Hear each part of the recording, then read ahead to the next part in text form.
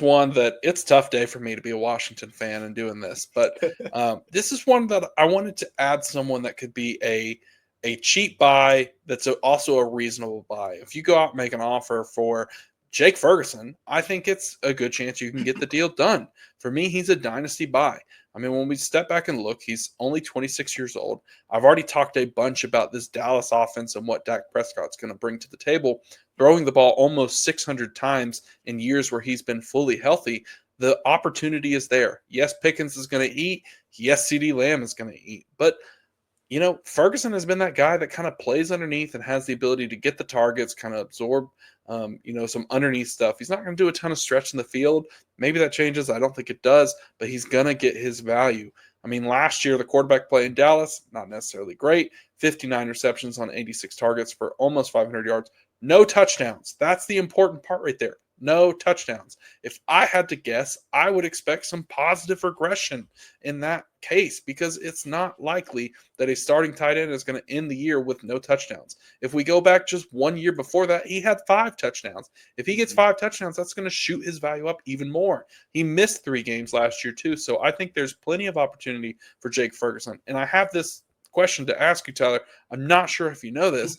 Do you know what tight end forced the most missed tackles in the entire NFL?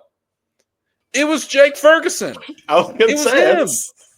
It was him, and I think that's kind of surprising. We don't expect him to be the guy to create plays in space. He was actually tied with Tucker Kraft, so I'll give Kraft his flowers. But the important thing is he can make moves to progress the ball downfield. If this offense between Pickens and Lamb gets better, we know the run game is going to be questionable. Dak will be throwing the ball. Ferguson could be the guy that's underneath, be the safety blanket, be the check down guy, and keep the chains moving. So there's absolutely value for me to go and get him, especially if you're in any type of tight end premium league, because I think this is one of those players where you can say, hey, I need a tight end. I don't really have anybody. Give me, here's a 3rd round pick. Give me Jake Ferguson. There's a chance that goes through. And I would absolutely pay that if I'm getting a starting tight end coming back. I mean, if you go look on Keep Trade Cut, he's tight end 18. I mean, there's plenty of names in that range that are just rookies that we don't even know if are going to play, start, or have an opportunity, like Mason Taylor, Elijah Arroyo, and Terrence Ferguson. Mm-hmm. Yeah, for that price, if you're getting a 3rd for Jake Ferguson, like we said, he's a starting tight end. It's kind of hard to just be out on it. But I'm going to argue the opposite side because I know you're trying to buy him. So I'm going to argue that. So as of right now, I have Jake Ferguson at my tight end 19, somewhere around there. For me, right, even if the Cowboys are throwing the ball almost 600 times, right, if that's the case, we're probably assuming that Jake Ferguson is 3rd target in the offense, or are you putting him as the 2nd target behind CD? He'll be the 3rd target. I think that there's no question about that it'll be Lamb, Pickens, then likely Ferguson, maybe Javonte if he kind of becomes that scat back and they use him in that way. But generally speaking, I think he's the number 3 on any given down. So with that being said, right, so let's say he does have positive touchdown regression. Let's say he gets 4 or 5, like you said, like he goes back to the year before. I don't know that that's enough at tight end to really matter much. We were kind of talking about it with Laporta. You want the stability here. And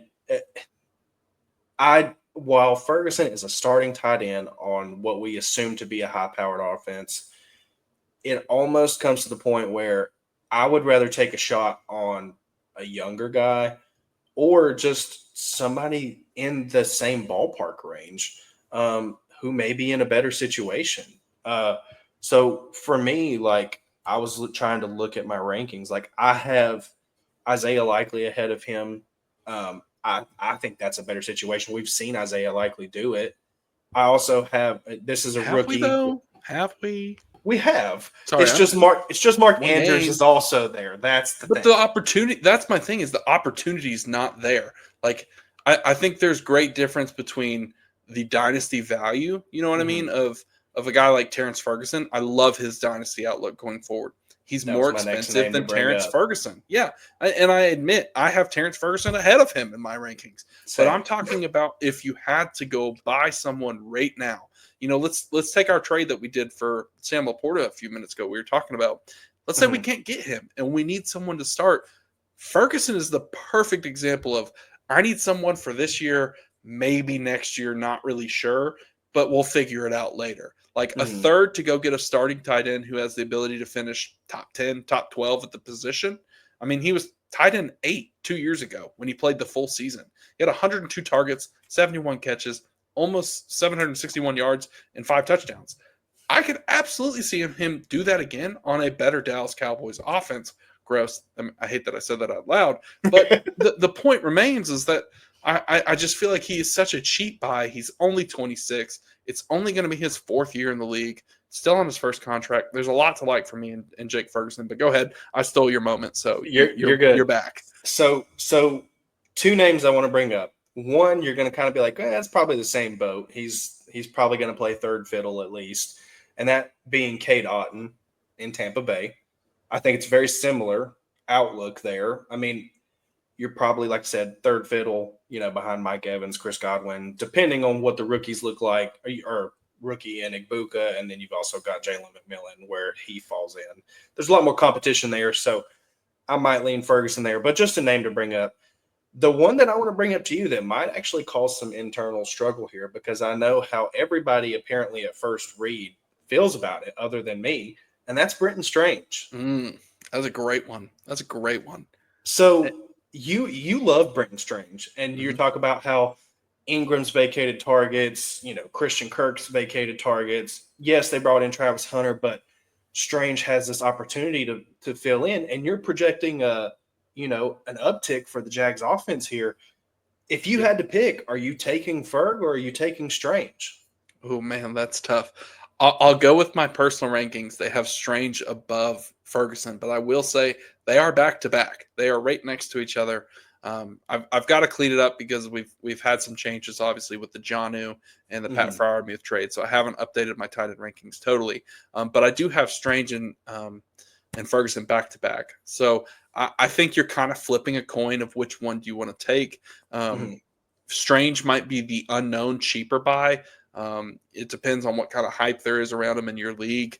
Whereas I think Ferguson is just kind of that, is he good? He's okay. He's okay. You get the manager to go back and look at his box score from last season.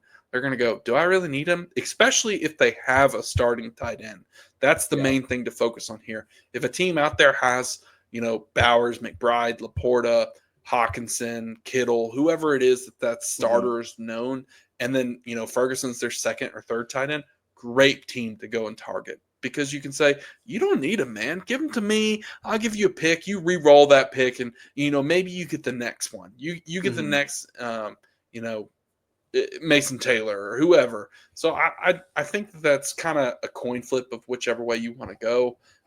I'll say Strange just because I hyped up Trevor Lawrence today, and I don't want to hype up. I just had to throw it out there. I wanted to see what you would say. The name that I want to bring up, he's not necessarily younger, and he's probably a little more like costly, but a name that I would rather go after is probably David Njoku. That's somebody that I like. He is athletic. There's no denying that. When they target him, when they focus him in the offense, he has shown that he can produce. Now, whether or not they do that is a whole nother question. It is also the Browns, so we don't even know who the quarterback is. But, you've got Joe Flacco there, who is a veteran. He can spread the ball around. I think that's going to help if he starts. If it's Kenny Pickett, I'm probably out on all the Browns. I don't believe in Kenny Pickett at all. But interestingly enough, if it's one of the rookies in either Gabriel or Shador, I'm almost inclined to take Njoku even more because, we've seen over the years that you have all of these young quarterbacks that need a safety net, and they need that athletic person that they know they're going to be open and they're going to be where they need to be. And so to me, that is Njoku, and he's behind Jerry Jeudy and Cedric Tillman. And I think at that point, if it's not your wide receiver one and Jeudy, I think your next best target is going to be Njoku for a rookie quarterback. So I think in just about every world outside of Kenny Pickett, I think Njoku is actually going to have a pretty decent year. So for me, that's probably where I would lean. Yes, he is a little bit older, but he's also a little more athletic. That would have been my second guess for your forced missed tackles question. But I figured that since you brought it up, it had to have been Jake Ferguson, as we're talking about him now. Chris